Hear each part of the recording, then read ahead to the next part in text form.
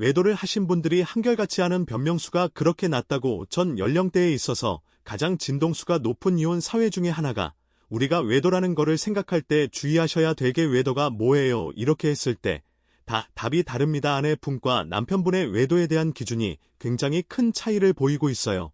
그리고 또 하나 이제 집안에만 있으면 아닙니다. 그래서 외도는 돼서 이제 잘 일어납니다. 안녕하세요. 지식인사이드 구독자 여러분, 신예수 변호사입니다. 이혼과 상속을 전문으로 하고 있고요. 지난번 영상에 뜨거운 반응을 보여주셔서 감사합니다. 오늘도 여러분께 정확한 정보 그리고 많은 사례들을 안내하도록 하겠습니다. 일단 외도를 하신 분들이 한결같이 하는 변명 도무지가 그렇게 낮다고 본능이다.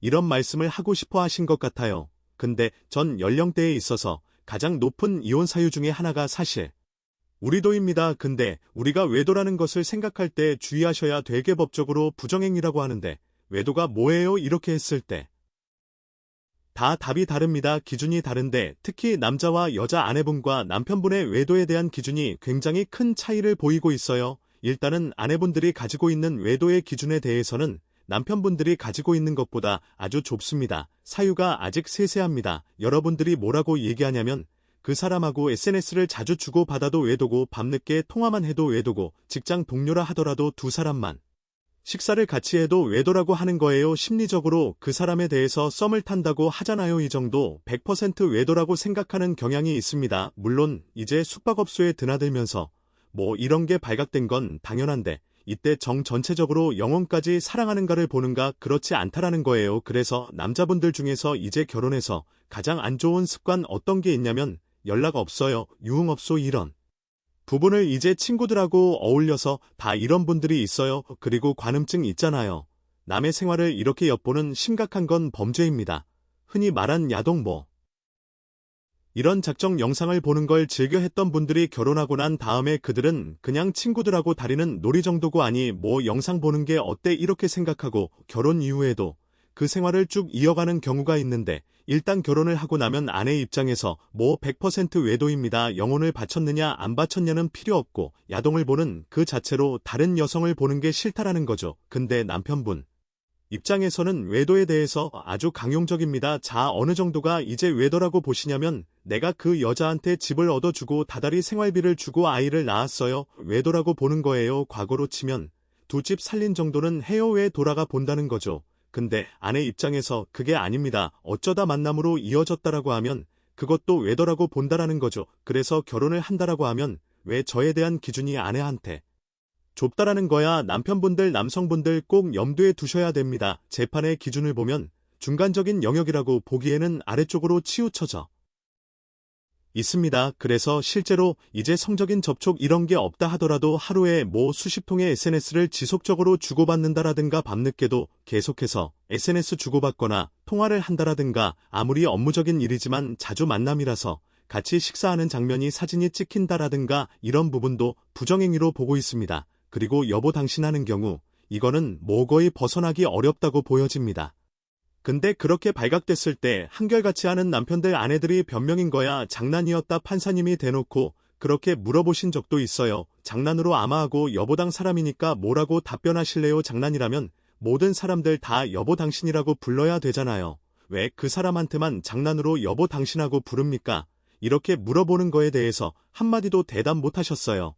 그런 거 부정행위가 인정이 됩니다. 왜냐하면 정조의 의미에 있어서는 유차적인 관계뿐만 아니라 영혼, 머릿속, 마음 이거에 대한 정조도 중요하셔야 하는데 잦은 연락, 잦은 만남 그리고 뭐 사례에서 보면은 아내가 정말 붕괴하는 게 그거예요. 작년에 친정 아버지가 돌아가셨고요. 올해 첫 제사인데 그 제사 지내는 순간에도 톡을 주고 받았더라고요. 이런 부분에 붕괴하거든요. 그래서 그 정도면 영혼 뺏긴 거 아닙니까? 그런 거 다 부정행위로 인정이 되고 있습니다. 그래서 보면 외도는 잦은 접촉이 있는 데서 이제 잘 일어납니다. 절대 비난하자는 건 아니고 예를 들면 의사분들이 바빠요. 그러니까 외도의 상대가 대부분 그 병원 안에 있습니다. 크게 병원에서 벗어나지 않아요. 상대가 그러다 보니까 뭐 동료 의사라든가 간호사분들이나 이런 분들하고 의도가 많이 일어납니다. 그래서 공간적인 부분에서 잦은 접촉이 상당히 중요하고 또 하나는 사람이 집에 있으면 아내도 있고 자녀도 있으니까 이렇게 항상 이렇게 긴장하게 있는 좁혀져 있는 이 끈이 있어요. 울타리가 여기를 벗어나지를 않습니다. 그 생각만 하면 근데 입글이 딱 풀어지는 순간이 있습니다. 자연으로 나갔을 때. 그래서 절대 그 동호회 비난하자는 거 아니에요. 가시가지도 산악회 자전거 모임 탁구 이런 게 이제 외도가 많아지는데 일단 자연을 나가면 직장도 벗어나요. 가정도 벗어나요. 자녀도 벗어나요. 굉장히 영혼이 자유로워져요. 그러다 보니까 거기서 만난 분들하고 쉽게 친해지고 몇 번 안 본 분하고도 훨씬 탄회하게 속마음을 다 얘기하게 된다는 거예요. 이렇게 가까워지는 게 있어서 일상을 벗어난 부분에서의 공간에서의 외도가 상당히 많다. 그리고 또 하나 이제 집안에만 있으면 그럼에도 안 할까요? 아닙니다. 제가 상담하실 때 두 분이 어떻게 만났을까요? 꼭 물어보거든요. 그러면 채팅에서 만났어요. 채팅이라는 데가 뭐가 있냐면 처음에 익명성이 있어. 내가 누군지 몰라요. 그러다 보니까 있는 얘기 없는 얘기 다 하는 거죠. 그리고 너무나 아름다운 얘기만 해요. 그러다 보니까 너무 쉽게 호감을 갖게 돼. 그래서 공감대를 느끼고 대화가 잘 통하니까 결혼 안 되니까요. 근데 그분들이 왜 이혼하러 오냐 하면은 되게 결혼을 하고 나면 아내분적 입장에서는 임신을 하고 출산을 하면서의 채팅을 끊는 경우가 많아요. 근데 남편분은 아니에요. 그 재미를 못 버리세요. 그래서 결혼하고 난 이후부터 쭉 채팅을 하면서 또 다른 외도로 이어지는 게 많아서 이혼을 하세요. 그래서 온라인 상황에서 만난 커플들이 만나면서 딱 끝났으면 좋은데 그 일에도 계속 가면서 이제 이성에 대한 관심을 이어가기 때문에 이혼으로 이어지게 되거든요. 그래서 저는 만약에 제 자녀가 채팅에서 만나서 결혼한다 그러면 자동차가 이렇게 다니잖아요. 주차장에 이렇게 주차해 놓으면 사고 안 납니다. 돌아다니면서 사고 나는 거잖아요. 도로에 나와야. 그리고 하루에 1시간 운행하는 차보단 10시간 사고가 날 확률이 높죠. 사람 관계도 마찬가지입니다. 구조가 바뀌면서 아내분들도 적극적으로 경제활동을 해야 되고 남자분들도 적극적으로 경제활동을 해야 되는데 이 가정에서 사람을 만나는 게 취할 수가 없죠. 그러다 보니까 외도가 자주 일어나는 원인이 있지 않을까. 저는 그렇게 생각을 합니다. 그리고 부부라는 게 모든 걸 공감하지는 않습니다.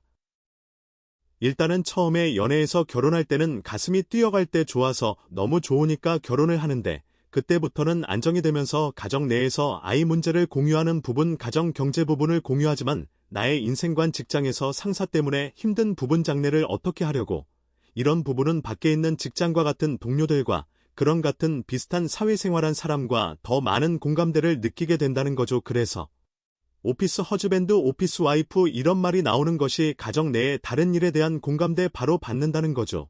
이런 부분 때문에 외도가 좀 많아지고 있다라는 생각이 들고 결혼한 후에 이제 외도가 없던 외도가 벌어지는 건 아닌데 이제 두 가지 양상이에요. 결혼 전에 특히 남성분들 연락 없어 라든가 이런 성매매업소를 다니던 습관 또는 여성 편력이 있어서 많은 여성을 동시에 수시로 상대를 바꿔가면서 연애를 해왔던 그땐 연애죠. 결혼한 후에 딱 멈추면 되는데 그냥 쭉 가신다니까 결혼하고도 결혼할 때 얘기 안 하고 쭉 갑니다. 이건 이제 본인을 하던 행동을 그대로 했는데 결혼한 순간부터 매도가 되는 거죠. 이런 케이스 하나 또 하나는 다 그런 건 아니지만 대부분의 분들이 아내가 임신하고 출산을 하면서 남편분들이 외도를 시작하는 경우가 꽤 있어요.